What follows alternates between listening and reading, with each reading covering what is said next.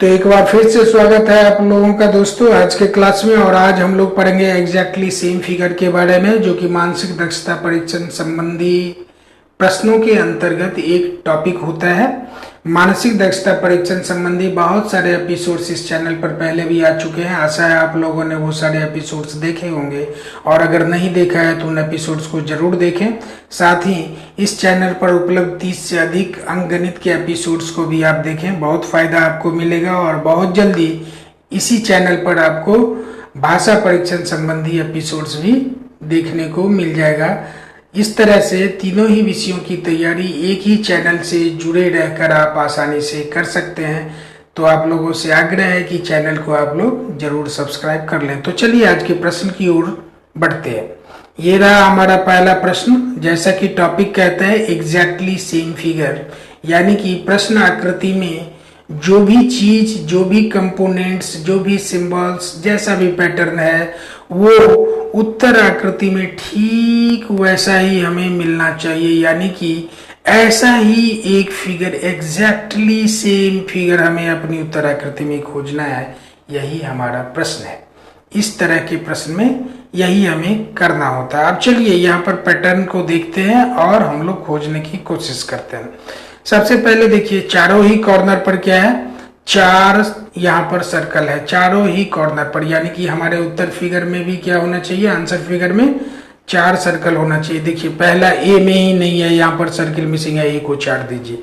बाकी सारे में आपको सर्कल मिल जाएंगे, वहां पर हैं।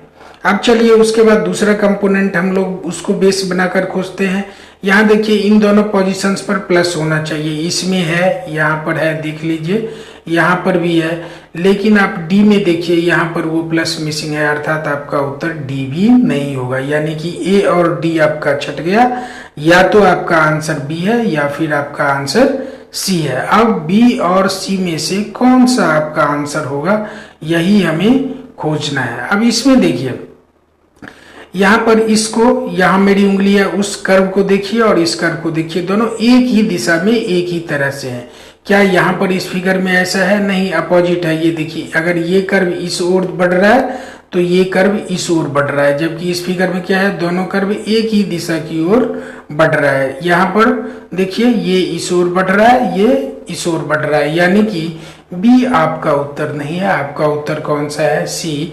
यानी कि आपके दिए गए क्वेश्चन फिगर के सारे कंपोनेंट्स आपको कहाँ मिल जाते हैं? इस फिगर में, जो है आपका सी विकल्प, इसीलिए आपका उत्तर है सी। ठीक है दोस्तों, बढ़ते हैं अगले प्रश्न की ओर। ये रहा हमारा अगला प्रश्न। आप इसमें कंपोनेंट्स को गौर से देखिए और ठीक ऐसा ही फिगर, ऐसे ही कंपोनेंट्स और ऐसी ही आकृति हमें कहाँ चाहिए? अपने इन आंसर फिगर्स में, इन उत्तर आकृतियों में। ठीक है, तो चलिए इसके पहले कंपोनेंट को हम आधार बनाकर अपने उत्तर को खोजते हैं। गौर से इन दोनों आकृतियों को देख लीजिए।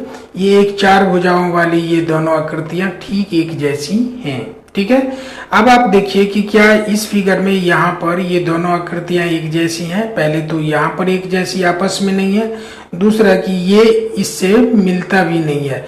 तो आप ए को छांट दीजिए, वो आपको बी में दिख रहा है।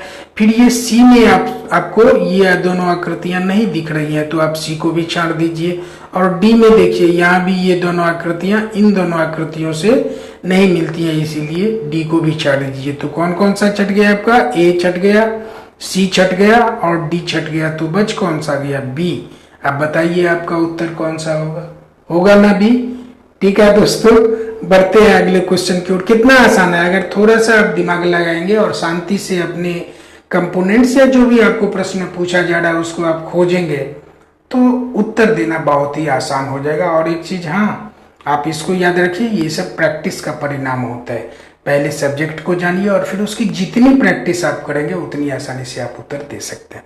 तो ठीक है, बढ़ते हैं अगले प्रश्न की ओर। हमारा अगला प्रश्न, इसमें ये देखिए आपको इस प्रश्न आकृति में क्या है, इस क्वेश्चन फिगर में क्या है, एक ट्रायंगल को दिखाया गया है जिसके 2 कॉर्नर पर ये रेखाएं खींची हुई हैं, सिर्फ 2 कॉर्नर पर। ठीक है, अब हमें ठीक ऐसी आकृति अपने इन आंसर फिगर्स या उत्तर आकृतियों में खोजना है। ठीक है, अब यहाँ पर देखिए 2 कॉर्नर, यहाँ पर 2 कॉर्नर, यहाँ पर 2 कॉर्नर। ठीक है, लेकिन डी में 3 कॉर्नर पे ये रेखाएं खींची हुई हैं। तो चलिए डी को सबसे पहले छांट लेते हैं। अब ये देखिए यहाँ पर इन रेखाओं का पोजीशंस क्या है, ये इन दोनों एंगल्स पे तो नहीं है, इन दोनों कोनों पे ये रेखाएं नहीं है, ये इस साइड पर दोनों, इस साइड के दोनों कोनों पर है, जबकि यहाँ पर देखिए टॉप के दोनों कोनों पर है। तो सी को भी छांट लीजिए। यहाँ पर क्या हुआ, इस साइड पर होना चाहिए था, तो ये अपोजिट साइड पर यहाँ पर ये दोनों कोण बने हुए हैं, तो आप बी को भी छांट लीजिए। तो बी छट गया, सी छट गया, डी छट गया, तो बच कौन सा गया आपका ए। यहाँ पर देखिए ये हिस्सा आपको ये मिल गया, ये पूरा ट्रायंगल, ये पूरा ट्रायंगल, इस कॉर्नर पर ये रेखा, इस कॉर्नर पर ये रेखा, इस कॉर्नर पर ये रेखा, इस कॉर्नर पर ये रेखा, यानी कि ये दोनों आकृतियां क्या है, एग्जैक्टली सेम है, एक जैसी आकृतियां हैं, इसीलिए आपका उत्तर क्या होगा, ए।